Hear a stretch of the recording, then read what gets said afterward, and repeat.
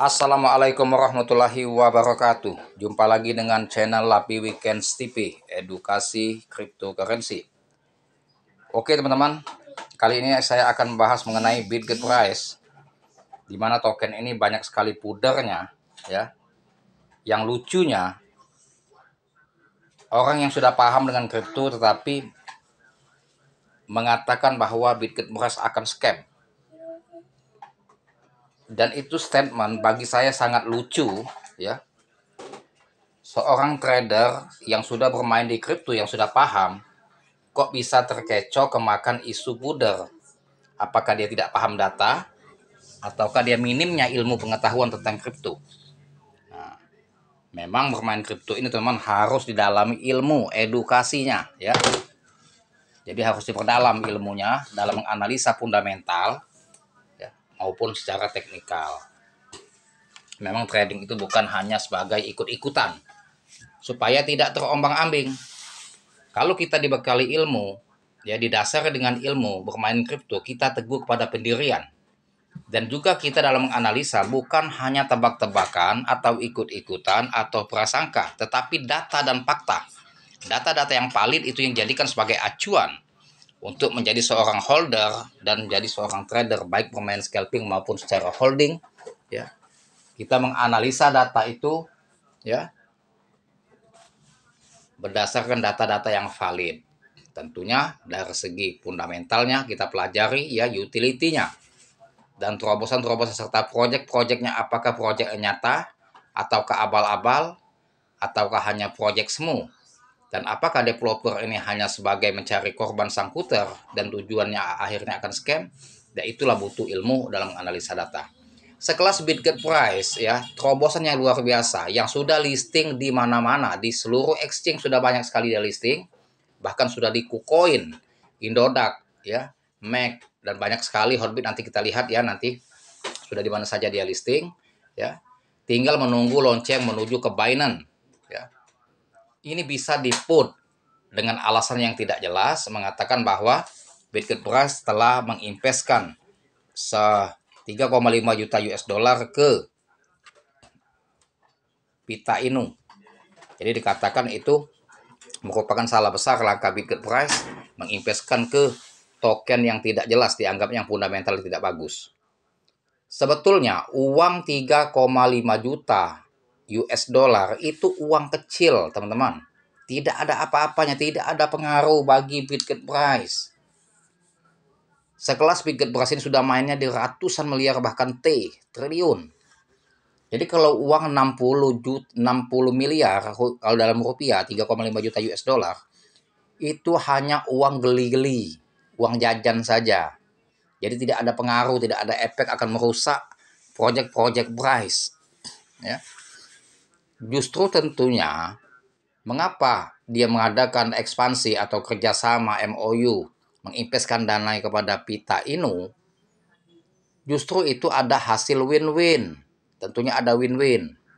Ya, nggak mungkin konyol developer hanya menginvestkan tidak ada efek atau keuntungan bagi dia, ya. Nah, cuma developer tidak memberikan kisi-kisi yang jelas, ya, apa efek dan apa terobosan developer, itulah namanya misterius. Itu hak developer, ya, tidak membukakan secara transparan. Tentunya kita sebagai trader dan investor menganalisa dengan analisa cerdas, dengan logika, ya. Jadi tidak berasumsi yang negatif sehingga memecah keyakinan para holder, apalagi pemula yang baru bermain di kripto, pasti goyah oleh yang tidak paham, ya. Dengan itu suatu statement yang berasumsi put, ya. Tuh. Jadi harus positive thinking dalam menganalisa dan juga gunakan imajinasi, logika penalaran secara logis, dan mainkan riset secara data, bukan hanya mengeluarkan statement, melihat dari tweetan di Twitter lantas berasumsi. Tuh, ya. Jadi berasumsi melihat Twitter, ya, infonya di investasi segini, langsung berasumsi menurut uh, pendapat kita, akhirnya kita itu salah kaprah atau miskomunikasi. Akibat apa? Kurang dalamnya dalam menganalisa, ya teman, ya. Nah, ini makanya saya berikan statement kepada para army, ya, tentunya tetap bersiteguh dan yakin kepada Bitgetprice, ya. Kalau menurut harga dia turun itu biasa teman, ya. Dia mau ke 0,4 pun itu kalau bagi saya momentum untuk Sero. Kalau saya berharap dia crash ke 0,4, bisa tambah muatan di harga bawah, bukan untuk di cut loss, ya. Bukan dia crash ke 0,4 kita mau cut loss, bukan, itu salah. Salah besar. Ya. Bagaimana tragedi Shiba Inu, ya, ketika Big Pump ngebanting, banyak yang jual cut loss ketika dia ngebanting setelah Big Pump. Kemudian dia rally lagi yang kedua, Big Pump gila-gilaan, baru panik buy lagi. Itu artinya trader atau investor yang tidak ada pendirian. Ketika market bullish dia beli, ketika market bearish dia jual. Nah, itu akan menghabiskan depo kita. Kalau kita tidak ada pendirian, ketika market bearish kita akan berlomba-lomba untuk menjual aset, menjual rugi. Ya. Ketika bullish terbang, kita berlomba-lomba beli di harga pucuk dengan harapan dia akan terus gaspol mendapatkan profit. Ternyata balik arah, market berbalik arah dari bullish ke bearish, ngebanting, panik lagi, jual lagi, habis depo teman-teman. Jadi kalau kita mempunyai ilmu, kita mempunyai keyakinan, hakul yakin, ya, tidak mudah goyah. Ketika market bearish kita sero, ketika dia bullish kita lepas, yang untuk di scalping. Dan juga ada wallet kita yang untuk holding, untuk hold jangka panjang. Nah, ketika dia big pump belum kita jual, tunggu target sesuai dengan keinginan kita. Tetapi wallet satunya kita gunakan untuk scalping. Ketika dia crash, market dump, kita masuk di harga bawah. Ketika dia recovery, maka kita akan jual di harga pucuk. Itu untuk scalping. Ujung-ujungnya, kita punya aset holding untuk hold jangka panjang bid price tanpa modal. Itu baru trader cerdas. Ya. Trader itu harus berilmu. Kalau tidak berilmu, kita siap-siap. Ya. Uang kita jadi abu. Dan kita terombang-ambing, tidak ada pendirian. Ketika dapat FOMO, kita panik, buy, beli di harga bullish. Ketika dapat info dari pudar, ketika market bearish atau dump, kita akan jual saat rugi. Nah, dengan terombang-ambing itulah kita akan terus mengalami kerugian, bahkan depo kita semakin habis, ya teman-teman ya. Jadi harus dibekali ilmu, ya, kripto, ilmu analisa secara dalam, ya, jika ingin bermain di kripto, ya, apalagi bermain di koin naga maupun koin-koin yang baru listing di CMC. Sedangkan bermain di cryptocurrency seperti di token machine, tahu sendiri resiko dan potensi profitnya sama-sama besar, ya. Profitnya bisa gila-gilaan, tapi ngebantingnya bisa gilaan-gilaan juga. Jadi kalau kita salah menentukan open posisi masuk, ketika dia ngebanting, ya, kita jual cut loss, maka akan habis depo kita. Jika kita benar menentukan open posisi masuk ketika dia big pump, maka kita akan cuan besar, bisa menjadi sultan mendadak, ya. Nanti kita lihat di Twitter, kita keluar dulu dari CMC, kita lihat infonya di Twitter, dan akan kita lihat di mana saja Bitget Beras sudah dilistingkan, dicek, ya. Kita masuk di Twitter.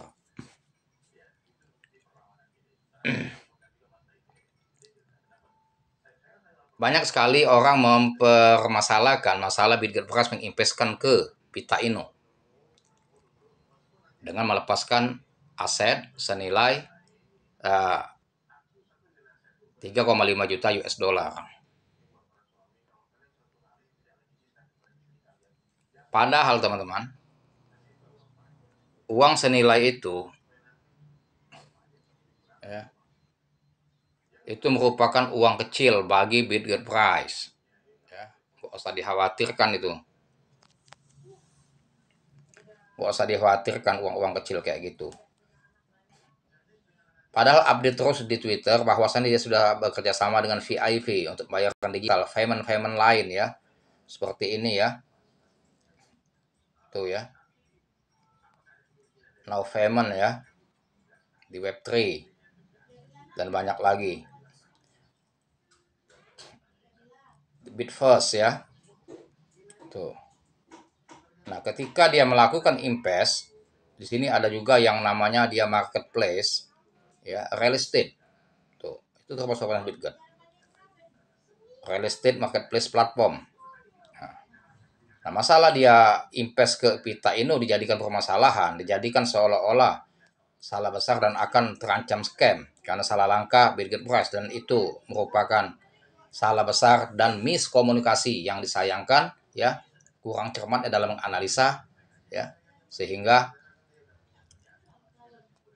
salah berasumsi. Ini yang selalu dipermasalahkan. Kami sangat senang mengumumkan bahwa kami telah melakukan investasi strategis sebesar 3,5 juta US dollar dalam Pita Inocoin. Nah, ini yang dianggap mereka yang salah komunikasi, yang salah persepsi, yang kurang dalamnya dalam menganalisa. Dikatakan bahwa 3,5 juta US dollar itu ya lebih baik dialokasikan ke Bryce Bitget itu. Kenapa mau invest ke token yang utility-nya tidak jelas? Itu yang dipermasalahkan. Padahal ini, teman-teman, ya, tentunya developer ada misi tertentu yang akan dilakukannya. Makanya dia investkan dana ke 3,5 juta US dollar dan ini pun uang kecil.